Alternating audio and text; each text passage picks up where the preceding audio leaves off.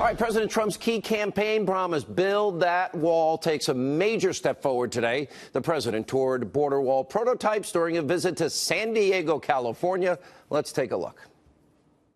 If you don't have a wall system, we're not going to have a country. There's a lot of problems in Mexico. They have a lot of problems over there.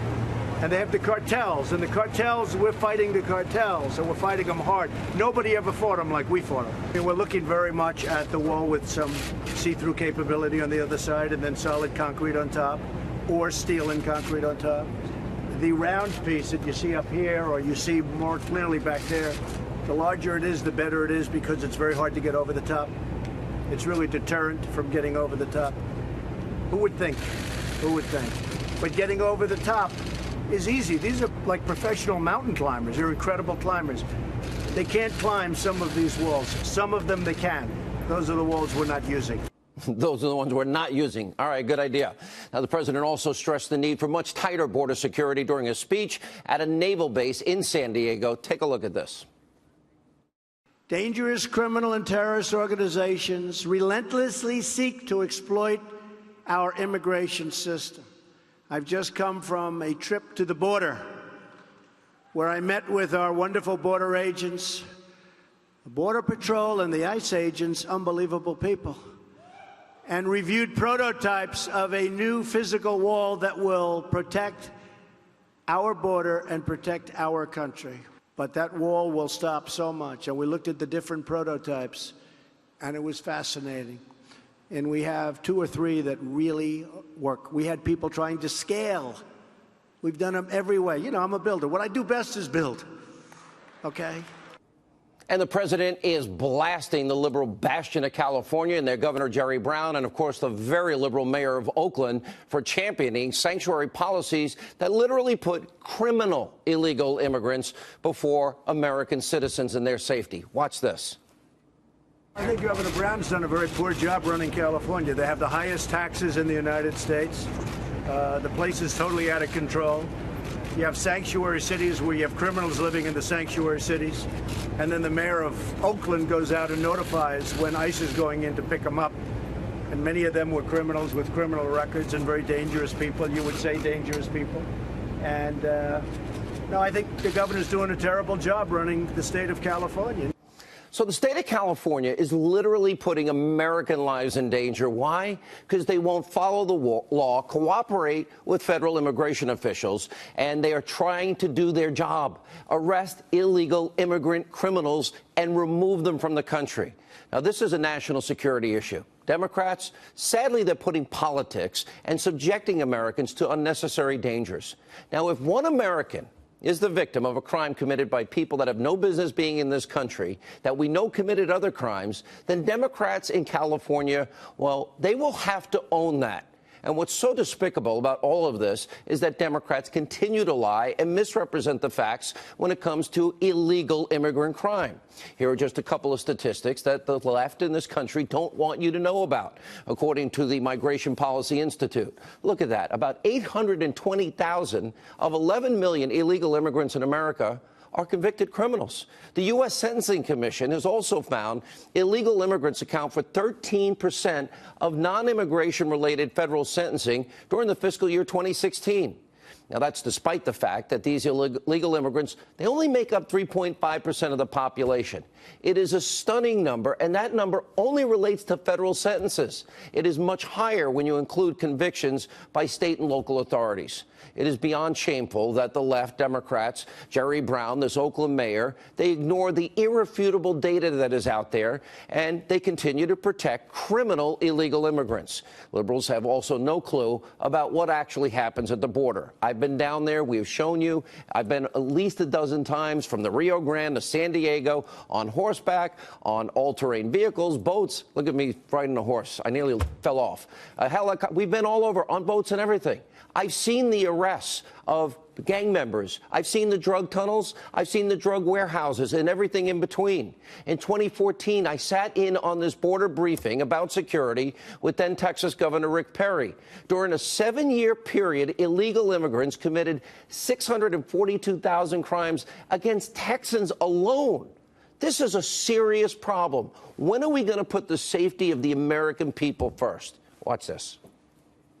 The criminal aliens have been responsible for about 642,000 offenses, criminal offenses. You look up there in the top left, sexual assault. There's close to 8,000 victims. 642,000 crimes since 2008 in Texas.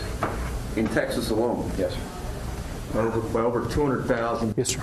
individuals. Their criminal history reflects that they were committed over 642,000 crimes. That's the cost of not securing the border. That's the truth about illegal immigrant crime in this country. Now, the number one, they don't lie, but the left does lie. That's sad. Now, we actually sent a producer today to talk to protesters that were gathered outside of the area where President Trump was viewing these border wall prototypes today. Listen to what these protesters say. No hate, no fear. Immigrants are welcome here. Do we have an immigration problem in the United States? No. No. The world, human beings have wandered the world since forever, since they crawled out of the swamps. I immigrated 40-something years ago from one of those whole countries of Trump's. I'm a very proud American. I'm here exercising my right to disagree with him. I remember when you could just walk across back and forth to, Tijuana and San Diego. And I think things were better then. Hear me loud, hear me clear. Trump, you're not welcome here. I think Donald Trump is the most dangerous thing to happen to our country. I hate to say it, since World War II and Hitler. Really? Really? Now, here's another piece of key information the left desperately wants to keep secret from you, the American people. We like to tell you the truth. According to the Center for Immigration Studies, President Trump's $18 billion border wall, it would actually pay for itself by reducing illegal immigrant crime. Now, that means drugs coming across the border, reducing the number of federal benefits going to illegal immigrants that don't respect our sovereignty, don't respect our laws.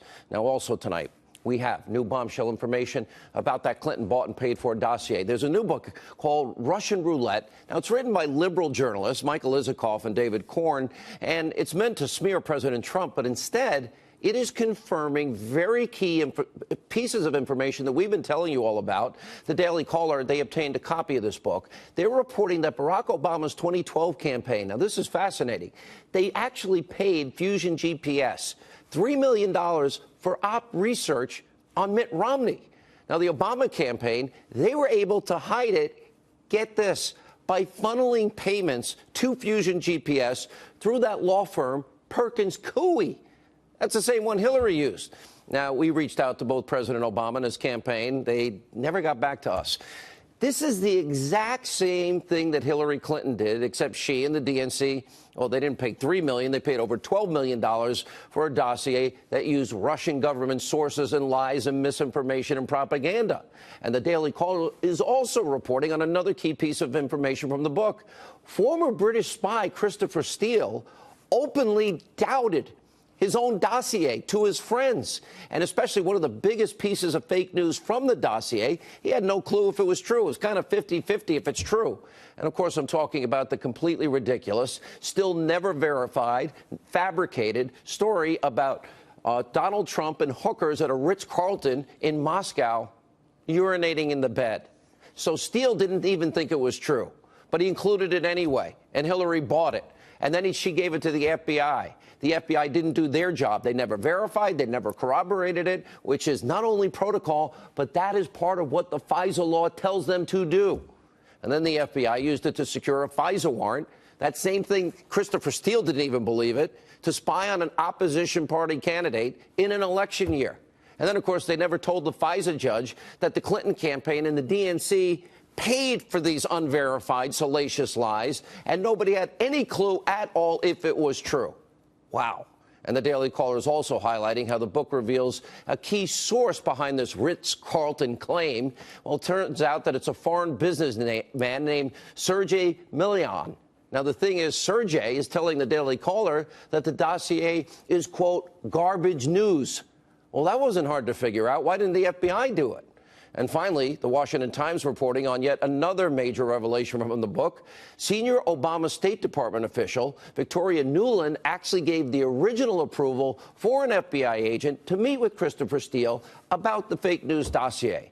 And that means that the Obama administration was directly involved. Now, we also reached out to Nuland for comment.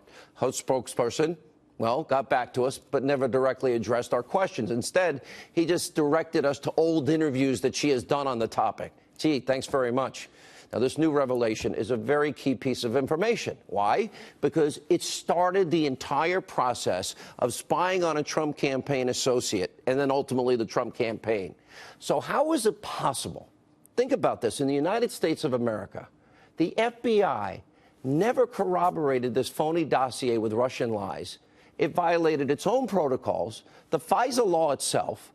This is a massive abuse of power. And by the way, the full scope of this is now only slowly being revealed.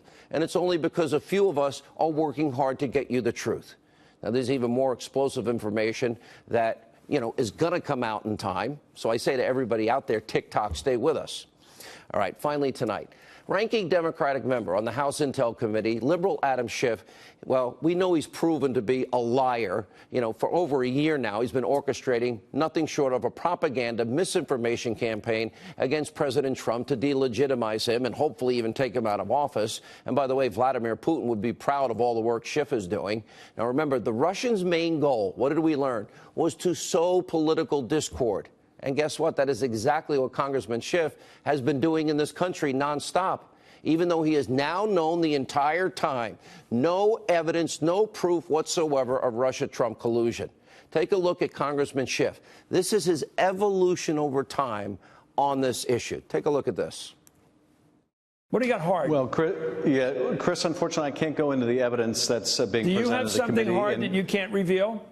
I can't reveal that, Chris. Of course, there's one thing to say there's evidence. There's another thing to say we can prove this or prove it beyond a reasonable doubt, or there's enough evidence to bring to a grand jury for purposes of criminal indictment. I don't think we can say anything definitively at this point. We are still at the very early stage of the investigation. Last March, you said you had more than circumstantial evidence of treasonous collusion with Russia. What specifically were you referring to? And please be specific, because if it's true, I do believe Americans have the right to know a year later what that is. Well, I've certainly said that there's ample evidence of collusion. I've never used the word treason. Only Steve Bannon has used that word. But if you look at the facts that are already in the public domain, they're pretty damning. Okay, that means he has no proof. Great job, Meghan McCain. And Congressman Schiff has proven to be a national embarrassment, deliberately, maliciously misleading the American people. And he's also, of course, selectively been leaking like a faucet to try and damage and discredit witnesses that appeared before the House Intel Committee. Now, immediately after Republicans reached their findings, Schiff races over to Conspiracy TV, MSNBC, where he wants a job desperately to spin a new narrative because the old narrative didn't work. Watch this.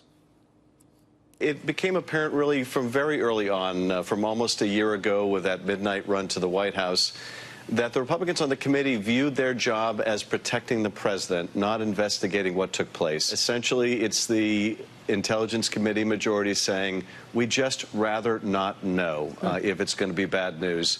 And that is, I think, a betrayal of the promise that was made that we would follow the facts wherever they lead. 14 months you've been investigating this over at the Intel Committee. What are you and all your Democratic colleagues, potted plants? What have you been doing? And if you had the evidence, bring it forward. Bring it right here on this show. We'll show it to our audience. Anyway, after that appearance on Conspiracy TV, Schiff is continuing to play politics with zero evidence that he can put forward. Again, is this good for the country? Take a look. Last night, the majority on the Intelligence Committee made the decision to prematurely shut down the Russia investigation, the only authorized investigation in the House of Representatives into what the Russians did in the last election, what the U.S. government response was, and the issue of any coordination or collusion with the Trump campaign. That was a terrible disservice to the country and the American people, and represented a reneging on the commitment that was made at the outset of the investigation to follow the facts wherever they lead. 14 months, no evidence, and he wants to keep going. Schiff is just an example of everything that is wrong in our modern-day political system. Now, he has no business being in Congress. Everything that comes out of his mouth is a lie. He has zero credibility. For example, just today, Democrats on the House Intel Committee announced that they're going to continue the Russia investigation on their own, and they're going to try and counter the findings from Republicans. Oh, you think you would have known in 14 months.